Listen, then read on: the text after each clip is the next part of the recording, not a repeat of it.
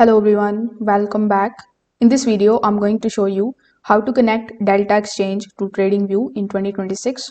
For that, come here on tradingview.com, then provide your login credentials in order to log in into your TradingView account. By default, you will be here on this particular page.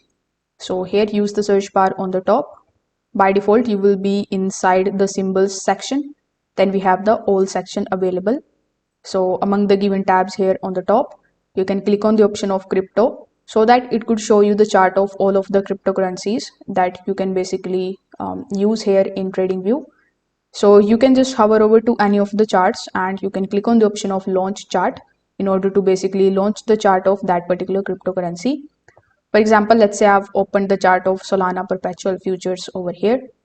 So once you are inside, use the search bar here in the bottom left hand corner of the screen. So when you find this type of brokers list in front of you, here click on this search icon on the top right hand corner. Now simply look for Delta Exchange. You can also look for the option of show all brokers so that it could show you the list of all of the brokers which can be connected to TradingView. So from this particular list, you can use the search bar on the top right hand corner as well, and then you can search for Delta Exchange. If you are able to find it over here, it is well and good. You just have to click on it and then simply connect it with your account by providing your login credentials. But as you can see, this particular option is not available here in my country. So if that's the case with you, what you can do is you can simply launch Delta Exchange here in a new tab.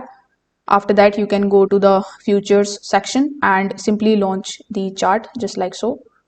For example, let's say I've opened the chart of Solana here, so I can look for the option of Solana. Now here, after signing in your Delta Exchange account, the orders will be available here.